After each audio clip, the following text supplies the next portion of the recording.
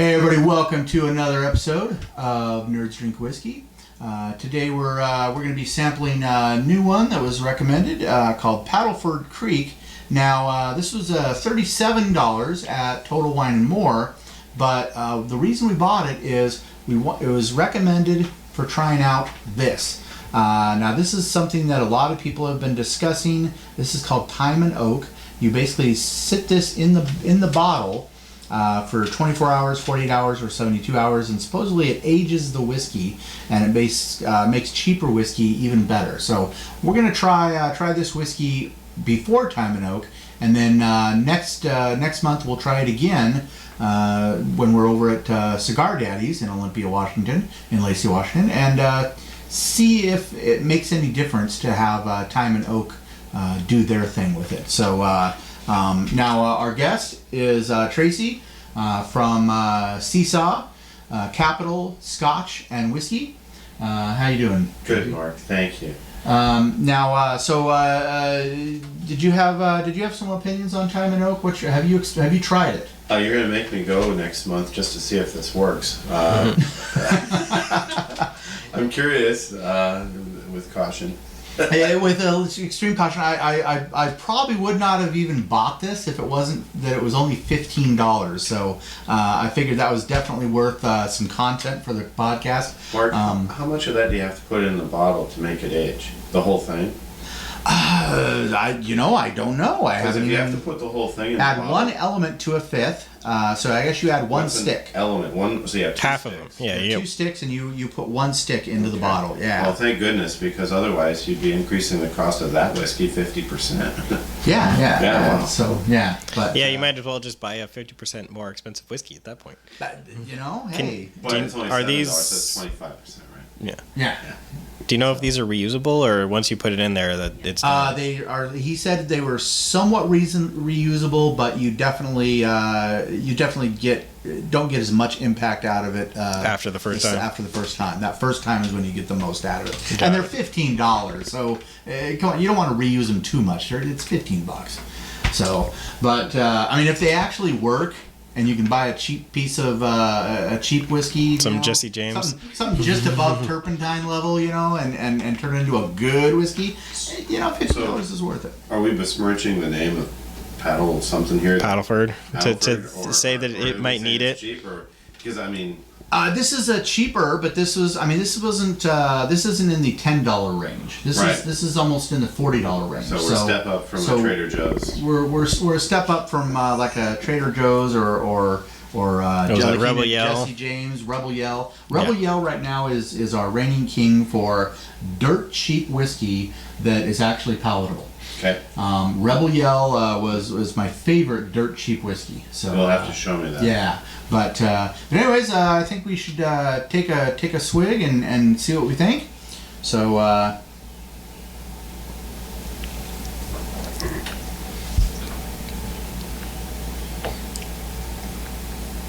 don't know that it needs another stick of wood in it.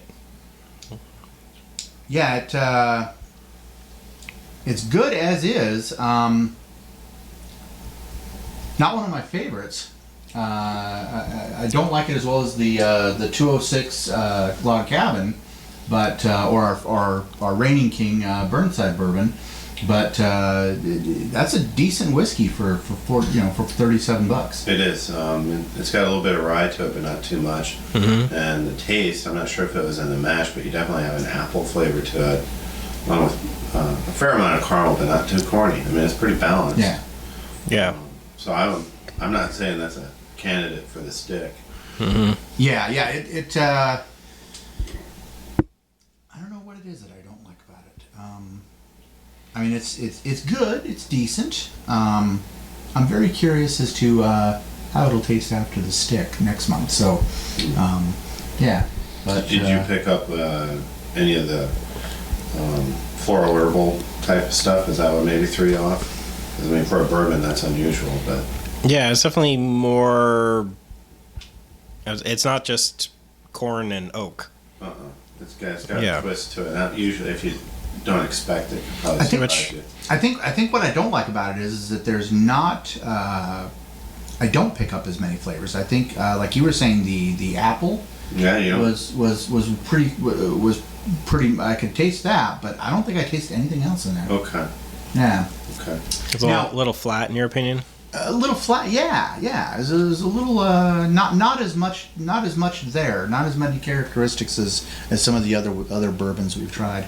Now you were talking a little off camera about the language of whiskey, and we're the Casual Whiskey Podcast, so we don't really get tied up a lot in the fancy terms, and I'm sure a lot of whiskey snobs are getting ready to send us hate mail at some point in time for not calling things the right things. But what's your thoughts on whiskey language? Well, I think it needs to develop from the consumer.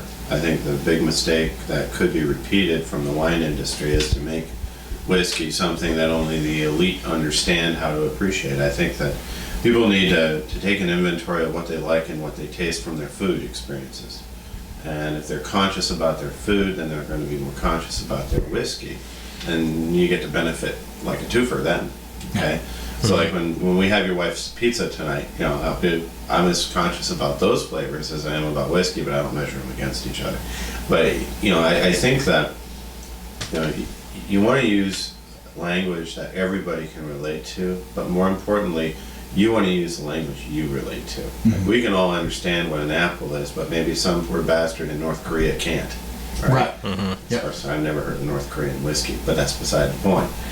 But when we look at the taste of, when I say, from what I hear, Kim Jong-il, he likes his American bourbon. That's the rumor I hear. Yeah, that and Katy Perry. Yeah. And then we've got to listen to Katy Perry, you need a lot of bourbon. yeah, absolutely, absolutely. But when you think of rye, I mean, a lot of people say, well, what's rye? Well, they don't know because they don't eat rye, right? And so that'd be like a mistake for me to say that's a universal word like apple. So when you say spicy, does that mean like, arriba, hot and spicy, or does that mean? And so we have to pick better words that everybody can and there was a to. word that I picked up at the distillers gathering that I had to Google when I got home. Which one? And it was it starts with a T, and it's the hybrid of the rye and the wheat. Oh, I've heard of this too. But again, that's you're speaking the language of the grain or the industry, right, not the person who has to drink it and buy it. Yeah. And so I put that on the bottom of the screen because I'm blanking on what it is now. I don't even remember hearing it. What it is, but it's anyway, it's a variation. So we'll put the word on the screen with its definition. But that is a great point. Is that you can sometimes take things from the experts that make it, and sometimes when you make a product, whether it's hairbrushes or cars or making the shirts, the clothes that we wear or whatever, there's certain you start using these really technical terms, these long words that the normal consumer is just going to be like, well, bleh, we're all nerds here, right? Yes, By definition. sure. And so when you look at this, It's in our name. It's in our name. And so you remember how a math professor can't explain why? They can just show you how. It's the same thing. People are always saying, here's how. Here's where it came from, here's the history. But they're not explaining why it tastes the way it does. They're not explaining why calculus works. They just simply say it does. And I think that education in general misses a lot of steps. We don't have to repeat that. We can just get down to the person who's enjoying it, figure out why, let them put the words to it, understand those words, and then we'll develop that common language from the regular guy up. Absolutely. That's why we try and do the Casual Whiskey Podcast. There is that balance between people that just want drunk juice, drinking Fireball and things like that, as opposed to the people that just like to try and impress people that use big fancy words. So, do you have any final words? If you don't drink it, I will. If I don't drink what? The Paddleford. Oh no, I like it. I just thought it wasn't one of my favorites. It's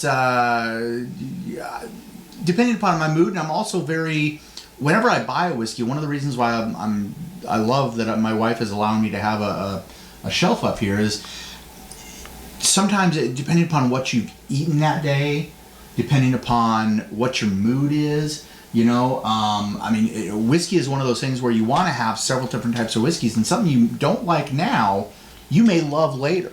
You know, and I don't know if you've experienced that, something where you Yeah, try well, it and you'll you're look like, at "Oh, your this is shelf great." and you'll be like, today I feel like something, and Yeah. not something else. And so Yeah. you definitely want to have that variety, and this is going to add to that variety. Right.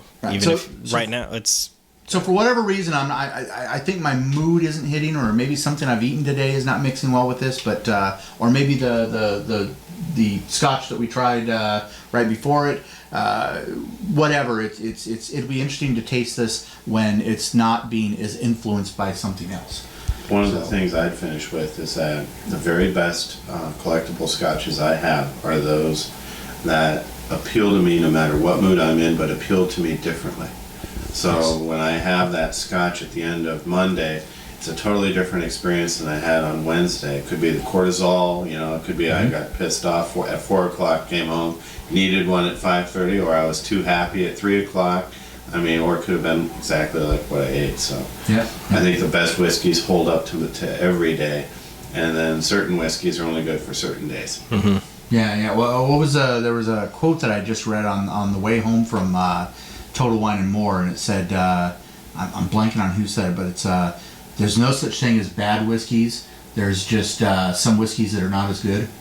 It's like there's no bad weather. It's just you gotta dress for it. Right. Exactly. So, all right. Well, Thanks. Just remember that we got the Nerds Drink Whiskey shot glasses coming up around late May, early June, and coming up next month, throughout the month